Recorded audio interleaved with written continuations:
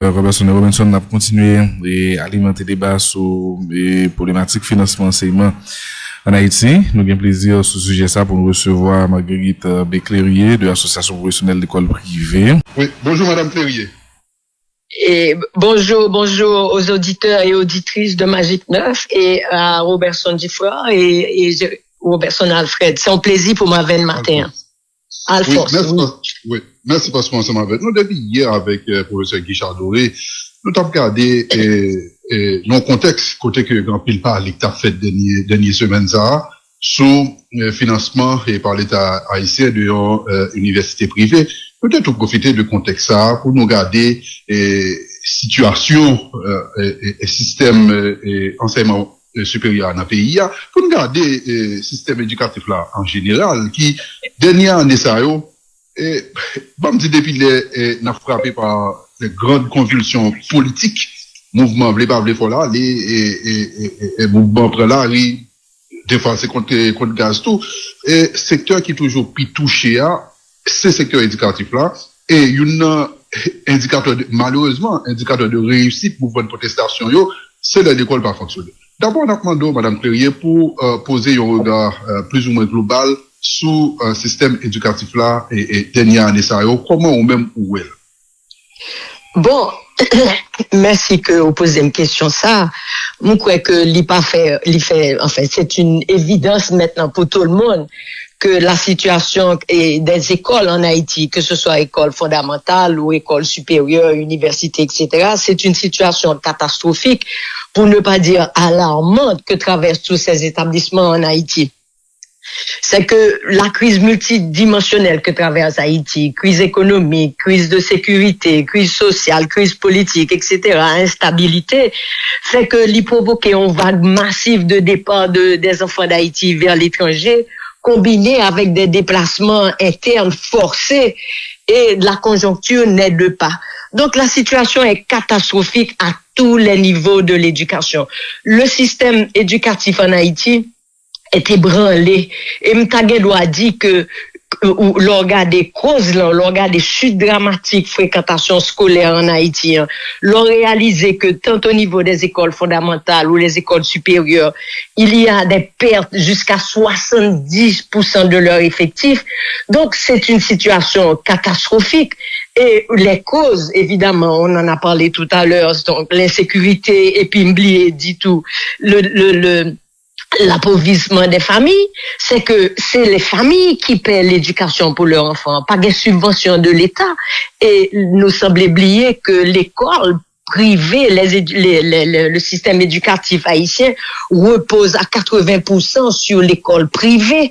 Donc, quand les familles sont appauvries, quand les familles ne sont plus capables de payer, de faire face à leurs obligations vis-à-vis de l'école, c'est une catastrophe. C'est un effondrement total du système éducatif et c'est ce qui se vit tant dans les universités privées que les écoles privées.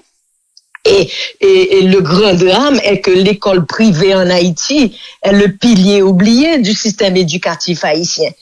Or, c'est la catastrophe pour ces écoles et l'État est pratiquement, comment dirais-je, bon, l'État est dysfonctionnel, c'est vrai, les écoles ne reçoivent aucune subvention, les écoles doivent être autonomes et l'on perçoit les écoles privées comme des entreprises.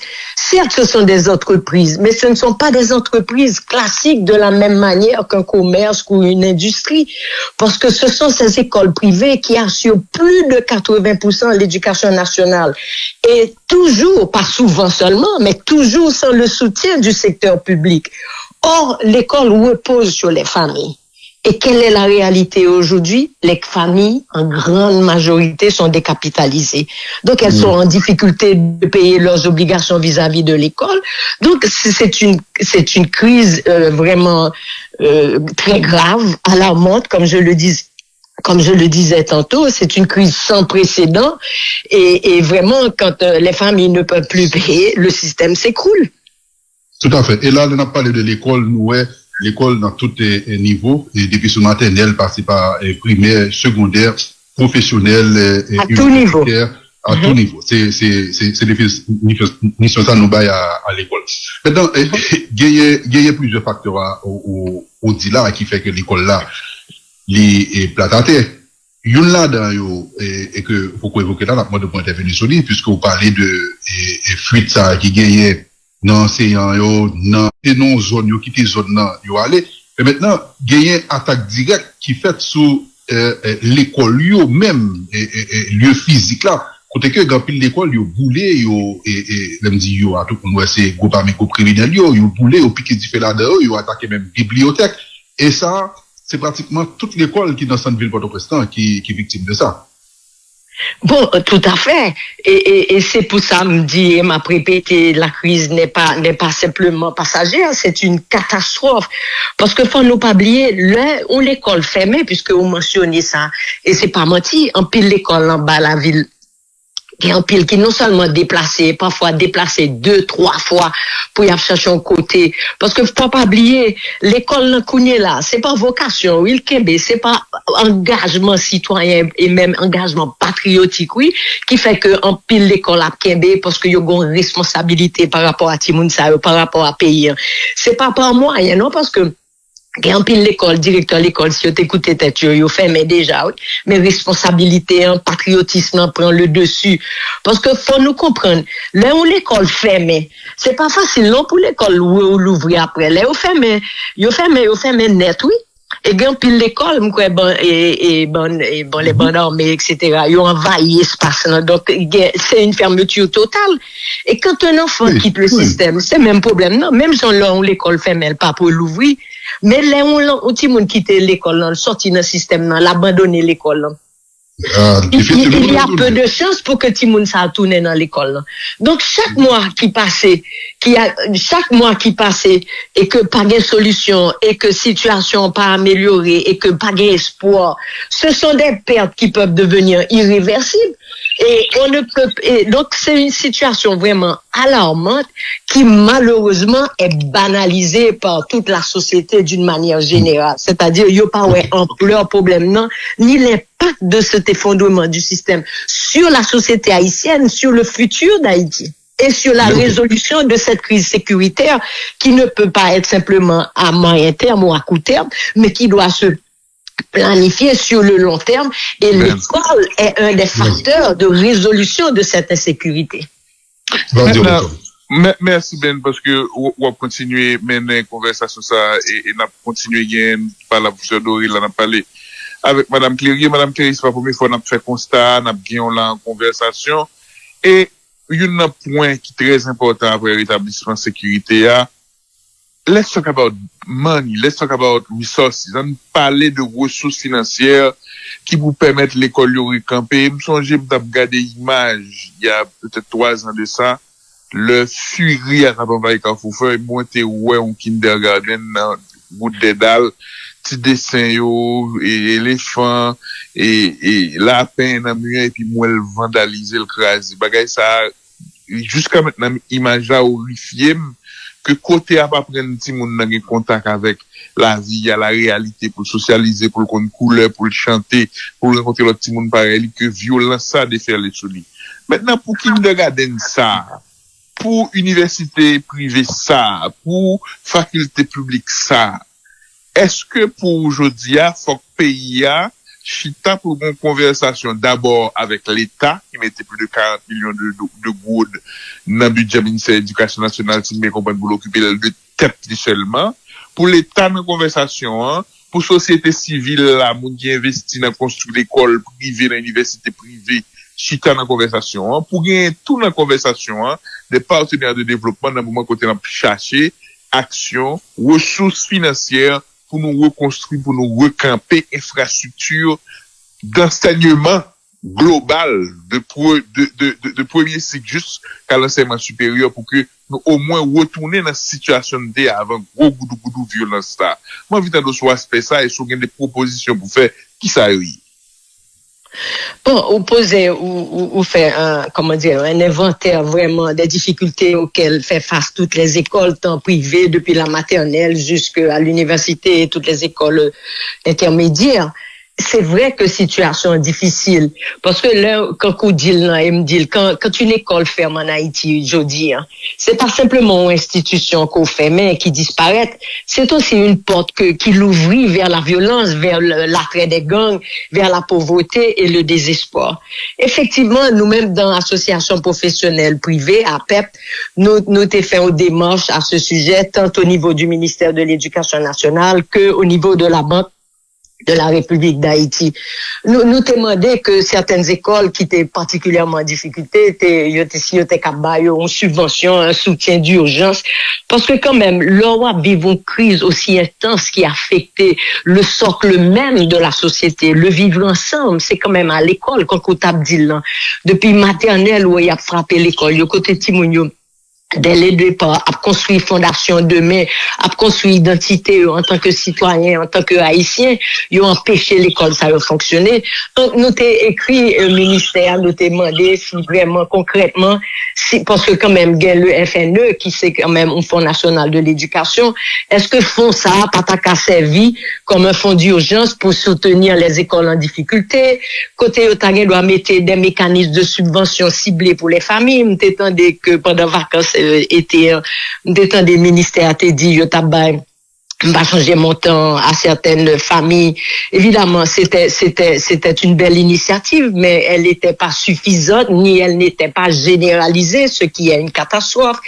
On peut aussi établir des partenariats publics-privés structurés qui pour permettre l'école Yoshita sous au fonctionnement. Parce que quand même, situation ça, ce qui ça le provoquer dans l'école, là, non seulement les fragiliser l'école, mais l'école a des possibilités couvrir charges essentielles. Et l'école yo gen en pile charge. Faut yo payer enseignants, faut yo payer loyer, faut yo payer énergie, faut yo faire maintien des infrastructures, faut yo rembourser dettes, faut yo payer les redevances de l'État et vraiment yo en difficulté à tout niveau me cité là. Donc moi je pense que quelque part gen un soutien, gen un support que l'État est capable de porter à l'école momentanément pour leur permettre de sortir de la crise, de se refaire une santé, de recapitaliser l'institution. Et nous t'ai fait des propositions. D'abord, nous t'ai écrit ministère de l'Éducation nationale, ou plutôt le ministre des Finances et de l'Économie et des Finances, avec copie au ministère de l'Éducation nationale, pour leur proposer vraiment ce soutien à accorder aux écoles. Et nous? Juge je dis en m'attend une réponse là. Nous pas non seulement il y a pas un dernier fait accusé de réception pour nous dire madame nous avons reçu on a écrit un plaidoyer, on a écrit à la Banque de la République d'Haïti, au gouverneur de cette banque pour leur demander, et je vais vous dire ce qu'on leur a précisément demandé, c'était pas une demande vague, elle était précise et adaptée à cette réalité là. Nous te mettez en place un mécanisme de subvention ou de facilitation spéciale pour les écoles endettées, parce que l'école n'a pas qu'à payer dette, il y a 13 ou 15% d'intérêt à payer par mois, en plus de capital que y a remboursé. Hein. Nous demandons aussi d'offrir l'école des instruments financiers adaptés afin de soulager les établissements incapables de faire face à leurs obligations immédiates. Nous demandons d'étudier toute mesure d'accompagnement qui permettrait de préserver la continuité éducative en ces temps critiques et soulager les établissements. Comment comprendre de l'école qui a plus de 100 ans au service de la communauté haïtienne? Non seulement ils ont déplacé, ils ont installé dans des structures qui ne conviennent pas aux besoins de l'école. Ils ont de l'école qui a 1000, 2000 timoun, il a fonctionné à 200 timoun. Quand on me dit tout à l'heure, si l'école aurait été l'ouvrir, c'est pas vocation, c'est pas engagement, c'est pas parce que l'école a généré moyens, ce que parfois les gens ne comprennent pas. Donc, nous demandons toute forme d'accompagnement, nous demandons protection des espaces scolaires, évidemment dans les zones fragilisées, dans les zones plus sensibles. L'État doit organiser l'école à distance ou l'école communautaire, réunion paquet de monde dans au quartier. Mais il faut de la volonté et il faut des moyens. Et malheureusement, nous pas recevoir réponse. Est-ce que, Madame Clérier, c'est pas l'air pas arrivé pour que gagne des commissions ad hoc mixtes qui gagnent la dernière association d'école privée tout type d'association, association pour là et l'autre, si et je pense que y a d'autres. Association recteurs d'université, public, privé, des fonctionnaires du ministère de l'économie et des finances, des fonctionnaires du ministère de l'éducation nationale, des cadres de la Banque de la République d'Haïti, pour réfléchir sur problématique ça, monter dossier font listing de l'école qui concerne inventaire de leur situation, s'acter dans le loyer, monter des dossiers, et puis mettez dossiers sous table pour que nous réfléchissions ensemble pour nous garder action. Est-ce que nous, ou quoi son cap nous doit franchir, Madame Clérier, dans aborder question ça? Mais ça dit plein de bon sens et de logique. C'est dans optique ça tout que nous t'ai écrit une première fois d'ailleurs au ministère de l'Éducation nationale pour nous te faire un chita parler avec eux, pour nous établir une relation, un dialogue avec eux, pour nous comprendre la réalité l'école privée qui quand même c'est sous épaule l'école privée, c'est l'école privée qui pilier du système éducatif là. Donc nous demander aussi te cachita avec nous pour nous faire parler, pour nous expliquer situation, pour nous prendre ensemble et pour nous renforcer parce que quand même dans le ministère une structure quand même pour développer le partenariat public-privé pour nous mettre en action, pour nous rendre concret, pour les capables de prendre des décisions pour accompagner. Malheureusement, une fois de plus, c'est toujours une culture presque au niveau de ces ministères, de ces bureaux étatiques. Il n'y a pas jamais répondre, nous. Même pas une réponse. Donc, en fait, je sais comment dirais-je, cette indifférence des autorités, je ne la comprends pas parce que vraiment au niveau des écoles privées, on est prêt, on est décidé et le besoin est réel. Il faut que l'école privée travaille avec le ministère pour que ensemble nous établissions tout ce qu'on dit là, faire une commission ad hoc pour mettre secteur privé, secteur public ensemble pour nous faire renforcer le système là parce que quand on me dit tout à l'heure, l'école est en mode de survie et quand crise économique ça a tué l'école, les parents incapables de payer, l'inflation galopante, faut payer transport, bah tout le monde manger, tout le bagage vient picher, parents arrivent dans arbitrage qui est horrible pour décider si c'est manger ou si c'est l'école. Qui ça y a sacrifié? Manger mal, manger bien ou pas voyer mon école. Parce que pas oublier, la pauvreté, la misère, sont facteurs directs d'exclusion scolaire. Oui, les parents comme yo pas voyer, yo pas passer pour voyer tous les toits, yo voyer une graine dans l'espoir que graine ça va sauver réseau. Et des perditions, les racines dans la précarité économique. La dernière question m'a posée avant de continuer et conclure l'interview. Il y a une approche que moi, pendant tes débats sur appui et financier de l'État à l'université qui a bien entendu tout le monde qui recevoir et fonds publics ou une obligation d'explication et de transparence au point ça à ses positions PAM et je crois aussi ses positions mon université et qui est tout le monde qui a réfléchi sur question de financement public et obligation de reddition de comptes. Mettez ça de côté pour me dire d'abord pour me arriver sur ça me dit là.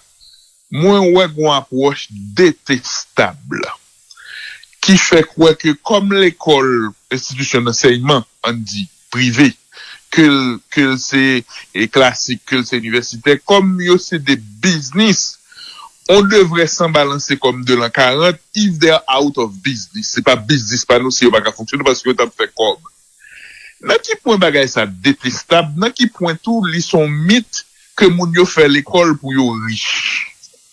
Madame. Ou bien dit les moi gens présentés là. Effectivement, c'est un mythe.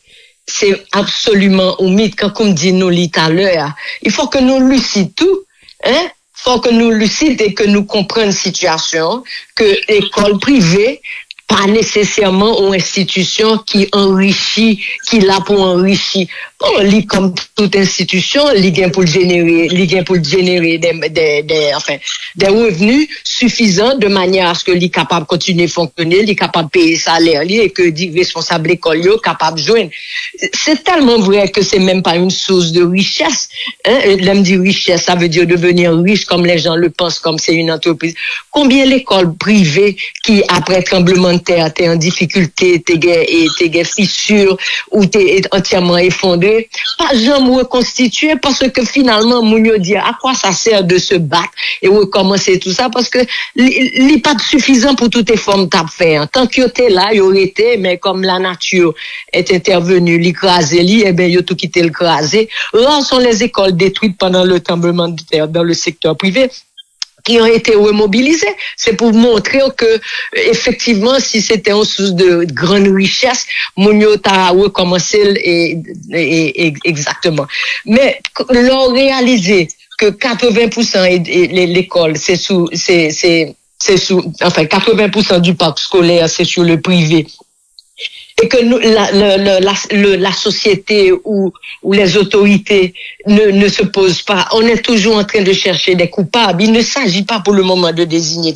Il faut reconnaître que l'école privée en Haïti est le pilier du système éducatif et ce système éducatif, ce pilier a toujours été abandonné à lui-même. Sont capable de fonctionner par rapport à mythe ou sordien, sont capable de fonctionner libre pour sous en difficulté de job power.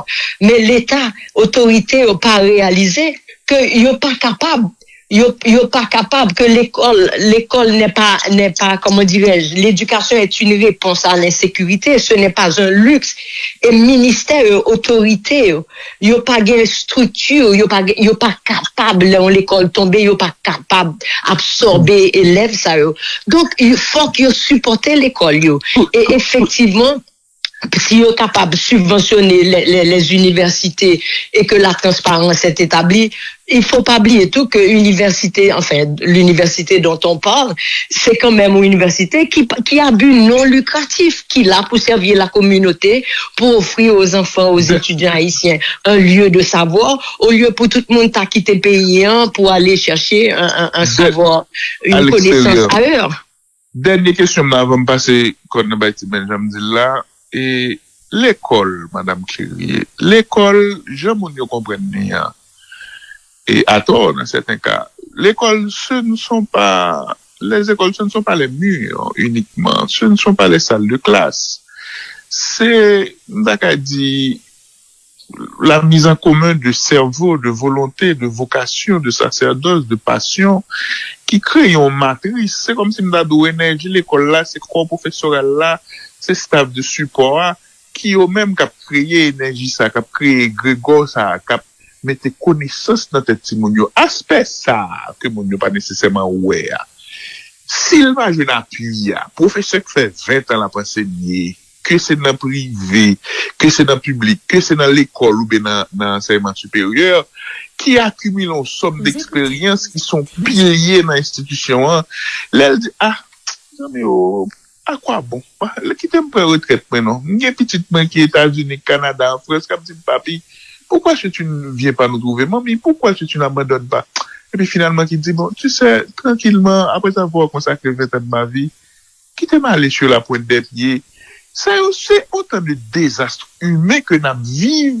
Et nous pas, il va même perceptible dans nos oreilles, nous pas nous garder, ça n'a pas réglé là au quotidien.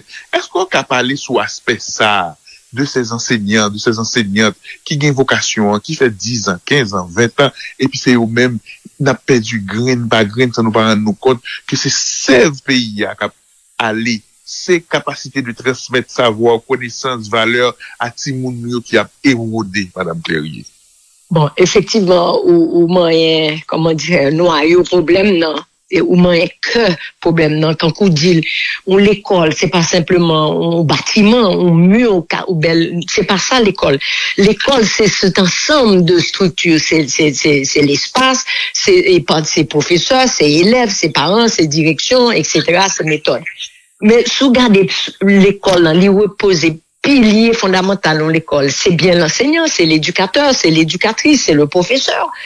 Et qu'est-ce qu'on a vu depuis ces dernières années? L'exode massif de nos cerveaux, de nos meilleurs enseignants, des gens sur lesquels on pile l'école, t'es investi, t'es fait formation pour eux, formation continue pour renforcer leurs compétences et qui se sont dévoués à une école donnée, à une institution donnée et qui par insécurité ou par besoin économique ont dû non seulement abandonner leur profession, quitter leur pays pour s'en aller ailleurs.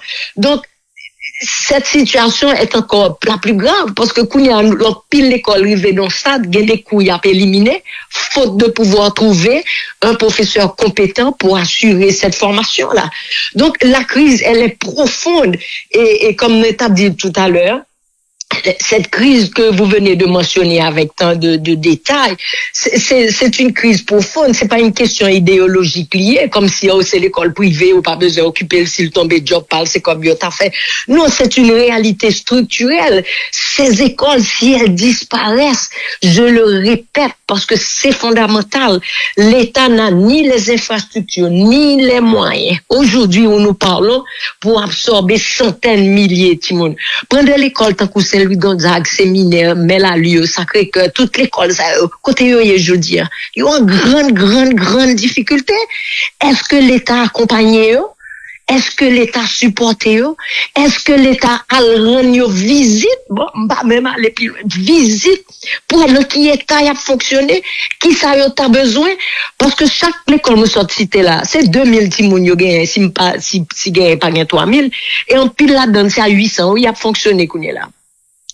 Donc, la situation, et ils ont perdu professeur parce qu'avec si peu de revenus, un pile professeur, souvent professeur pas qu'à payer, ou ils doivent payer avec des retards parce que ou attendre que parents payent pour capable faire face à ce paywall qui vient chaque mois.